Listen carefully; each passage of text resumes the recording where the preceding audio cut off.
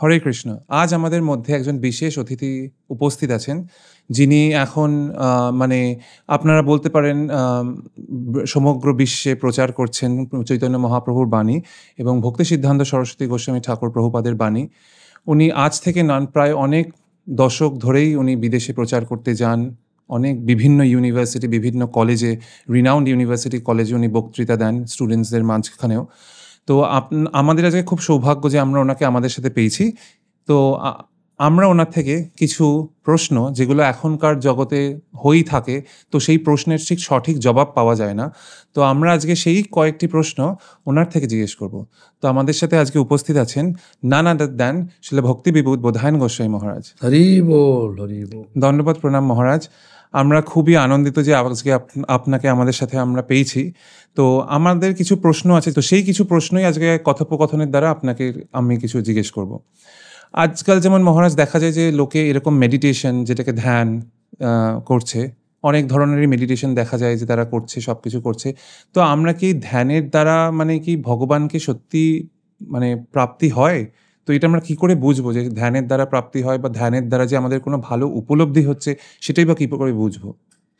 ধ্যান মানে হচ্ছে মনঃসংযোগ। আর ধ্যান শব্দটা দিয়ে যেভাবে আমরা ব্যাখ্যা করি আজকের দিনে, সেটা হচ্ছে এক জায়গায় বসতে হবে, মেরুদণ্ড সিধে রাখতে হবে, মনটাকে যেটা ধ্যান করছে তার মতো লাগাতে হবে, সে বিপাশা হোক, যবি হোক, যেটা যেভাবেই হোক। ঘটনা হচ্ছে যে সত্যযুগে এই প্রধান ছিল। তখনকার দিনের মানুষের আয়ু ছিল 1 লক্ষ বৎসর। আর তখনকার দিনে একটা সময় ছিল, তখন হতো। আজকের দিনে হবে না। আজকের ধ্যান হবে কিভাবে হবে? সংকীর্তন দ্বারা। সংকীর্তন ধ্যান। সংকীর্তন মানে হচ্ছে মনকে একাগ্র চিত্রে ভগবানের চরণ লাগিয়ে ভগবানের নাম করা। একা একা হয়তো মন লাগবে না, এই জন্য আমরা মৃদঙ্গ, করতাল এসব নিয়ে অনেক সব সমভাব সম্পন্ন ব্যক্তি একসঙ্গে থেকে, যারা এদের সুন্দর সুর আছে, সে যদি হরে কৃষ্ণ মহামন্ত্র লিড করে, আমাদের মহাজনের কীর্তন বা ভজনগুলো লিড করে, তার পেছনে পেছনে যে আমরা গাই, তাহলে ভজনের যে বিষয়বস্তু সেবা, আমাদের যে মহাজন যেটা বলতে চেয়েছেন তার মধ্যে যখন ডুবে যাব আমরা ওই গানের মধ্য দিয়ে, সেটা হচ্ছে এখনকার দিনের বিশেষ ধ্যান। আচ্ছা, বাকি সব ধ্যান কথা বলে, আমার তো মনে হয় এগুলো শুধু ছেলে ভোলানো কথা হবে। কেন ধ্যান করতে গেলে বসতে হবে, ধরুন 1 সপ্তাহ বসলে 1 সপ্তাহ বসতে পারবে? না খেয়ে, না ঘুমিয়ে মরে যাবে তো মানুষ। এই আগেকার যেমন যুগে যে মুনি ঋষিরা এত ধ্যান করতেন, বা এখনো যে আমরা দেখি এই প্রসেসটা এখনো চালু, বিভিন্ন কয়েকটা যেমন ইনস্টিটিউশন আমরা ভারতবর্ষে দেখতে পাই, তারা মেডিটেশনের উপরে খুব জোর দেয়। তো মানে ধ্যান কি সত্যি মানুষের মস্তিষ্ককে পরিবর্তন করতে পারে? পরিবর্তন পারে। মনে হয় মস্তিষ্ক যেন চঞ্চল থাকে, এক জায়গায় স্থির হয়, তাতে করে মানুষের স্ট্রোক হওয়ার সম্ভাবনা খুব কম থাকে। আচ্ছা, স্ট্রোক কখন হয়? যখন রক্তচাপ বেড়ে যায়। যেন এক জায়গায় ধ্যান করলে উলোলম বিলম, কপাল ভাতি এসব করে তাদের রক্তচাপটা আসে সুস্থ হয়ে যায়, স্বাভাবিক হয়ে যায়। মানুষ তখন অনেকটা চিন্তাশীল, মানে ভালো চিন্তা থাকতে পারে। আর ভালো ধ্যান করলে ভালো চিন্তা হবে, খারাপ ধ্যান করলে খারাপ চিন্তা হবে। যেমন ডাকাত, সে চিন্তা করবে কি? সে ধ্যান করে দেখবে কাকে কোথায় গিয়ে মারলে আমার রাস্তাটা পরিষ্কার হয়ে যাবে, ওটা ধ্যান। কিন্তু ও ধ্যানেতে কারো ভালো হবে না। সবচেয়ে ভালো হবে ভগবান সব সারা বিশ্বের ভালো, ব্রহ্মাণ্ডের ভালো, ওর ভালো আর কিছু নেই। ভগবান আজ এই কলিযুগে নাম রূপে এসছেন। আর ভগবান নিজেই, ভগবান কৃষ্ণ, সেই কৃষ্ণ নিজেই চৈতন্য মহাপ্রভু রূপ নিয়ে এসে আমাদেরকে বললেন কি, হরিনাম করার কথা বললেন। তো হরিনামের মধ্যেই ভগবান আছেন। তা হরিনাম করলে তখন ভালো চিন্তা হবে, দোষগুলো কেটে যাবে, আর ধীরে ধীরে আমাদের মনটা সকল জীবের প্রতি দয়াশীল হয়ে পড়বে। জীবের দয়াটাই আমাদের আসল ধ্যান। জীবের প্রকৃত দয়া হচ্ছে জীবকে ভগবানের সঙ্গে যোগাযোগ করিয়ে দেয়, এটাই প্রকৃত ধ্যান। মানে আপনি বলছেন যে ধ্যান মানে হরিনাম, জীবরা যদি হরিনাম করে মন নিযুক্ত করে একদম একাগ্র চিত্তে, তাহলে সেইটাকে আমরা বলতে পারি ধ্যান। সেটা সবচেয়ে উপাদেয় ধ্যান। কিন্তু যেমন আজকালকার দিনে হয় না, লোকের জগতে আমরা যা দেখছি অনেক কিছু, মানে টেনশন, এই যুদ্ধ, এই মারাপিট, যা কিছু লেগে থাকে। তো এই সময় যখন মানুষ হয়তো কোনো একটা একাগ্র চিত্তে ধ্যান করতে বসছে, তখন কি সে মানে মনটা আদেও দিতে পারে? তখন তো ধ্যান করতে বসে, যেমন আমার ক্ষেত্রে আমি বলছি, আমি যদি এখন ধ্যান করতে আমার কাছে যদি কেউ বলে, আমার তখন যে চিন্তাগুলো সারাদিনে আসে না, ওই চিন্তাগুলো তখন মাথায় ঘুরতে থাকে। তো আমি কি সেই সময় কি মন সত্যি সংযোগ করে নিজেকে, মানে মন চঞ্চল তো সকলের মনই চঞ্চল, মোরাললেস। মন যখন পালিয়ে যাবে আবার ধরে নিয়ে এসে বসাতে হবে যেখানের মধ্যে। এইভাবে ক্রমান্বয়ে যখন মন আবার ধরে নিয়ে এসে বসাচ্ছ, সঙ্গে সঙ্গে মনটার একটা স্বাভাবিকতা হয়ে যাবে, এখানেই থাকবে। তাহলে মন ছুটবে এখানে সেখানে। মনটাকে সংযোগ করার জন্য ধ্যান করতে হয়। কোথায় সংযোগ করব? ভৌতিক লাভে না পরমার্থ লাভে? এখন মানুষ ধ্যান করে ভৌতিক লাভের জন্য, শরীরটা ভালো থাকবে, এটা ভৌতিক শরীর। হ্যাঁ, কিন্তু পরমার্থ যে দেখা যাবে না, যে উপলব্ধি হবে। যেমন ভগবানের নাম করতে করতে ভগবানের চিত্তে ভগবানের দর্শন হয়। ভগবান যখন প্রকাশিত হয়ে যান তখন আনন্দ উপলব্ধি হয়, দেখা যায় না আনন্দ। আচ্ছা, হরিদাস ঠাকুর জঙ্গলের একটা ছোট্ট ঝুপড়িতে বসে তুলসী সামনে বসে হরিনাম করেছেন, তাতে মহা আনন্দে থাকতেন।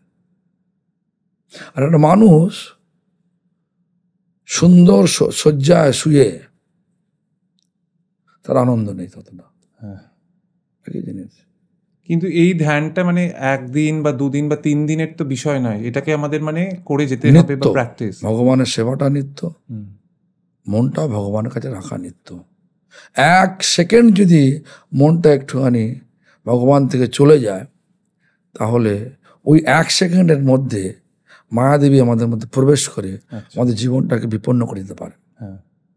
এই সর্বক্ষণ গুরু বৈষ্ণব ভগবানের চিন্তাতেই নিজে থেকে রাখলে তাহলে আমাদের আর কোনো ভয়ের কারণ থাকবে না। তো এই ধ্যানের দ্বারা কি আমরা আমাদের জীবনের উদ্দেশ্য খুঁজে পাবো? নিশ্চয়ই। জীবনের উদ্দেশ্য একটাই, নিত্য আনন্দ লাভ করা, নিত্য আনন্দকে উপলব্ধি করা। সেই নিত্য আনন্দ স্বরূপটাই তো ভগবান। আর ভগবানই তো নাম রূপে এসছেন। কলিকালে নাম রূপে কৃষ্ণ অবতার, নাম হইতে হইবে সর্বজগৎ নিস্তার।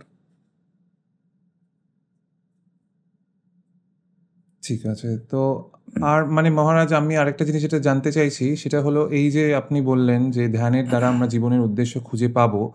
তো এটার মানে যে মানে সে কি করে বুঝবে যে হ্যাঁ, মানে সে যেটা খুঁজতে চাইছে, মানে এখন যেমন সবাই শান্তি সুখের পেছনে দৌড়ায়, মানে এন্ড অফ দ্য ডে সে যতই কিছু না হোক, সে চাই যে আমি শান্তিতে যেতে, নিদ্রায় যেতে পারি, বা আমার জীবনে যাতে শান্তির অস্তিত্ব থাকে। তো এই শান্তি, এই জিনিসটা কোথায়? শান্তি আছে ভগবানেতে, ভগবান আছে আজকের দিনে নামেতে না। আর সেই নামটা পাওয়া যাবে শুদ্ধ ভক্তের কাছ থেকে। বাজারে বই পাওয়া যাচ্ছে, নাম লেখা আছে, ওই নাম করলে কখনো ভগবানকে পাওয়া যাবে না, ভৌতিক লাভ কিছু পাওয়া যাবে। আরেকটি প্রশ্ন যেটা খুবই গুরুত্বপূর্ণ, সেটা হলো ধর্ম এবং আধ্যাত্মিকতার মধ্যে পার্থক্যটা কি? এই সময় প্রথম কথা হচ্ছে আধ্যাত্মিকতা বিভিন্ন কাঠামো রয়েছে। কেউ দেবদেবীর উপাসনা করে ভৌতিক লাভের জন্য, সেটা করা ভাবে যে এটা আধ্যাত্মিকতা। অফিসে অনেকেই যায়, কেউ যায় কাজ করতে, কেউ যায় কিছু আদায়, মানে কেউ যায় কিছু কাজ করাতে। অফিসে অ্যাজ এ এমপ্লয়ি কাজ করতে যায়, কেউ অ্যাজ এ কাস্টমার অফিসে গেল, কিছু কাজ আদায় করতে যায়। অফিসটা কিন্তু একটাই। তা আধ্যাত্মিকতা যারা দেবদেবীর উপাসনা করে ভৌতিক লাভ প্রার্থনা করে, তাদেরকে আধ্যাত্মিকতা বলা মানে মূর্খামি। তার আরো বেশি, মানে চোরাবালির উপর দাঁড়িয়ে আরো বেশি নড়ছে, সে কি হবে? ভৌতিক স্থানটা হচ্ছে একটা চোরাবালি। চোরাবালির উপর যদি নড়ে, ভৌতিক লাভ মানে চোরাবালি, তো ভেতর ঢুকবে। আর প্রকৃত আধ্যাত্মিকতা হচ্ছে চোরাবালি থেকে উঠে পড়া। সেটা কি? ভগবান। ভগবান এই কলিযুগে আছে কোথায়?